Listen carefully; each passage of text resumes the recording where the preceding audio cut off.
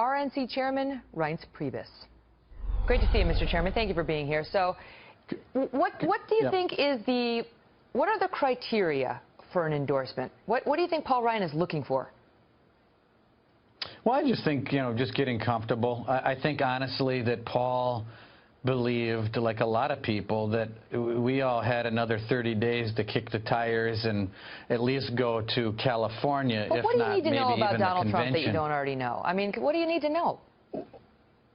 Well, look, I think an endorsement, and certainly in Paul's mind, is an important thing. I mean, it's sort of like, a public hug and vote of approval, and I think Paul takes it seriously. And I'll just tell you that everything you said leading up to the question to me was accurate. Both Donald Trump and Paul Ryan left the room. I think they both expected a good meeting, but I think they both left and were even more kind of impressed with each other leaving the room. There was far more agreement, Megan, than there was any disagreement. And there was also an agreement to keep talking very quickly to get to a place where everyone was comfortable. And Paul wants to get there, and today was a more than great start to that process. What did they talk about? Substance, policy? Well, both substance, policy, our party, and working together. Obviously, I don't want to ruin it for everyone, but I can't really get into the details. And then people can understand that if I'm going to be a good chairman and intermediary, I can't come on a show and they won't let you back into any more meetings. You can't blab. Right. I'm just wondering. Not a very good move on my part. But let me ask you this. But okay, it was this is what the people say. It wasn't. Sorry. This is what the people say who think, oh, Paul Ryan can never endorse Trump. This is what they say.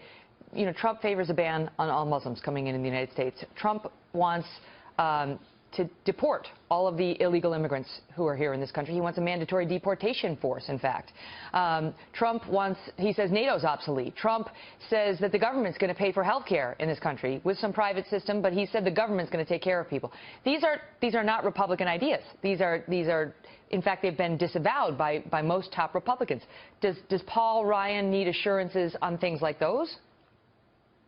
Well, I've disavowed some of those things myself, but no. But I think Donald Trump understands that he's heading into the general election, and I think you heard even on a couple of those items, he's visiting those subjects again, and I think you saw some of that today. So, look, I think we have a candidate that has brought in more votes than any nominee in the history of our party.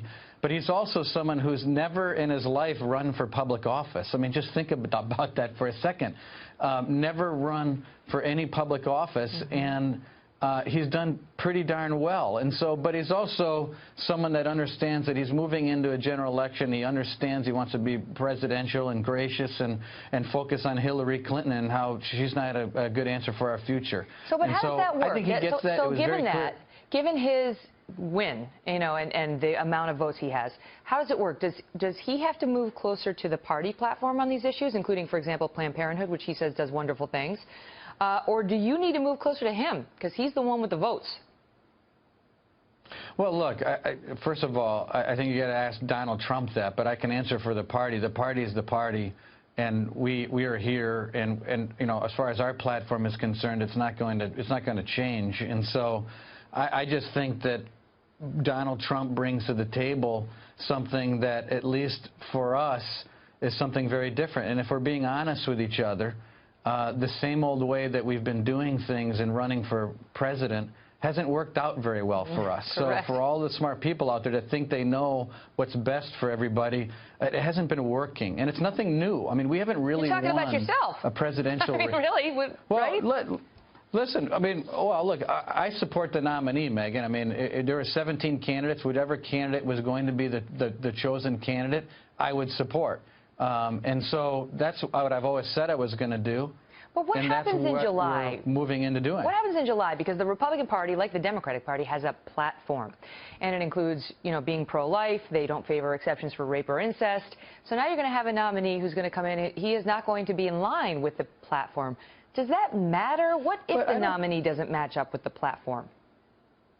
Well, but wait a second. I mean, I hear what you're saying. It's a good question, so I'm not critical of it. But John McCain and Mitt Romney and both Bushes, they didn't line up exactly with the platform either. So it doesn't matter. They don't need to. It does matter because Right, but it doesn't matter. It does matter. The point matters because I don't know if anyone lines up 100% with the platform of the party. I mean, the point is, do you agree with 80, 90, 95% of it? And I think we're there with that. I mean, it's like Ronald Reagan said, my 80% friend is not my 20% enemy.